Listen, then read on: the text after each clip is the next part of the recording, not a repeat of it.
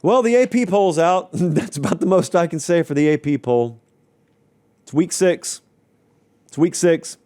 And I am convinced a vast block of the voters have not watched many of these teams. Let's just start talking about it. This thing is generated by Flex Power. Let's start talking about it.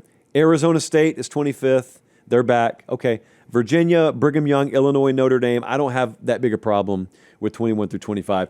So Michigan's at number 20, and then we get to a really, really muddy part of the AP poll. Missouri's at 19. Now, I'm going to tell you why Missouri's at 19. Most of the voters haven't watched them. That's it. That's it. They haven't lost a game. They've been pretty dominant. People haven't watched them because it's too much to ask for voters to watch games. Florida State is at 18. They dropped 10 spots. Yeah, feels about fair. Georgia Tech at 17. Why?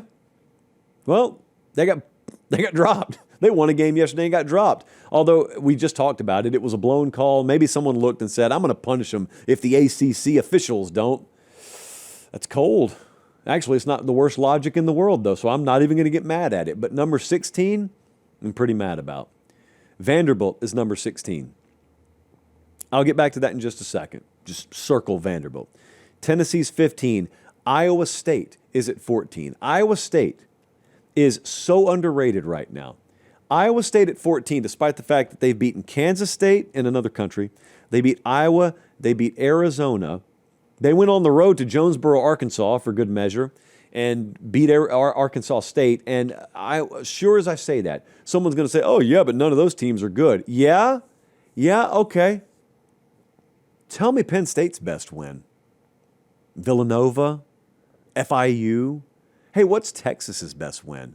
In fact, if you look at the top 10 there, Penn State, inexplicably, is still ranked number 7 in the country. Texas is 9. I'm going to read you their combined wins. Stop me when you hear an impressive one. San Jose State, UTEP, Sam Houston, Florida International, Nevada, Villanova. I got undefeated Iowa State sitting out of the top 10 with 3 Power 4 wins. I got Vandy sitting there at 16th, went and blew out Virginia Tech in their building, went and blew out South Carolina in their building. They've run it up on everyone, but they're not in the top 10. I got a team with a loss sitting there at number 7 and no good wins. I got a team with a loss at 9 and no good wins. So why is that? Well, you're punished because your crime is your logo is the Vanderbilt logo. Your logo is the Missouri logo. Your logo is the Iowa State logo. For the 3rd week in a row, I'm saying this. Vanderbilt's not invited to the party. Texas is. Missouri, not invited to the party. Penn State just was. I went back and forth with some people about this Friday. Penn State was at that point sitting top 5. I have been doing rankings on Thursdays on this show. Even before Penn State lost, I had them at 10th. I think they've been overrated already. Now they lost a game. Penn State with a loss is still ranked higher in the AP poll than I had them ranked before they lost the game. Why? Because I believe in this crazy concept that once the season starts, you should throw your preseason predictions in the garbage. Throw your preseason thoughts in the garbage, especially after you've got 4 weeks of results under your belt.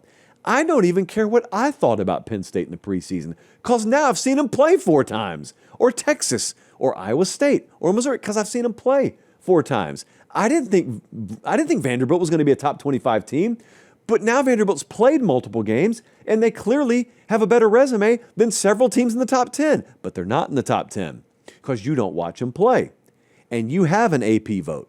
Hey, wait just a second. I appreciate you guys watching. Most of you are subscribed. If you're not, please do so. It's free. It helps us keep the show free, and that's how we do college football year-round. All right, back to the video. You don't watch Missouri play. You have an AP vote. And then I am also convinced there's another portion of the AP votership that gives benefit of the doubt to big brands. Of course they do. But they also think to themselves, oh, well, Vandy, you know what? If they want my vote, they can go prove it Saturday against Alabama. What did Penn State have to prove? What did Texas have to prove? That Vanderbilt has to prove.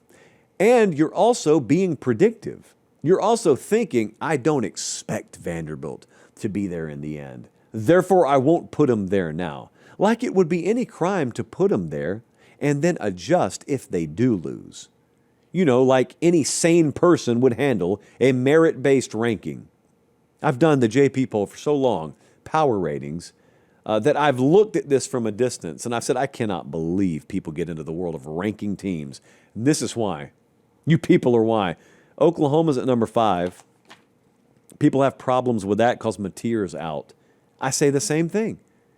It doesn't matter if he's out. This is not a power rating. It's not about what you think they will be without him. Wait for the games to happen. No one cares about your predictions. You guys suck at predicting. If you didn't, you would win money on this, but you don't. So no one cares about what you're predicting. Rank teams based on their current resume and then adjust accordingly. That's why Oklahoma should be 5. Maybe OU's low at 5. Ole Miss is up 9 spots. Finally. So Ole Miss getting some credit. Miami 3, Oregon 2, Ohio State 1. By the way, imagine predicting that 3 through 6 there. Imagine it's July, media days. And I go on air and I say, I think by October, I see Miami and Ole Miss and Oklahoma and A&M all in the top 7. I see them all ranked ahead of Penn State and Texas and Alabama and Georgia by then. They would have called me clickbait Pate so fast. And as it turns out, I would have been right about all of it. Because as we have found out, not everything people say that you disagree with is clickbait. Some of it could really just be a true, authentic difference of opinion. Some of it could even be they're right and you're wrong. Whomst amongst us would have thunk it? Yeah, Ohio State and Oregon, they are clearly the 1 and 2 favorites to win the Big Ten right now. And I'm really interested to see if that changes at all this year. Is there a wrench to be thrown into the Big Ten plans, or is it pretty academic? You can go bet that at FanDuel right now. FanDuel, the exclusive odds provider of the show.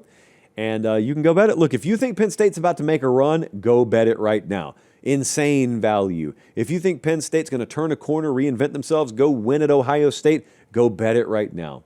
It's never a better time if you believe in Penn State. I myself do not, but if you do, you can go hit them up. You can go bet. I got to tell you, we talked about it. I'm going to the game Saturday. It's not one of my initial best bets. I'm about to hand out a couple, but if you think Miami's going to go blow Florida State out, you will be happy to learn they are minus 5.5 right now. So if you got a feeling, if you didn't pay enough of a price yesterday to learn there are no sure things in betting, go for it.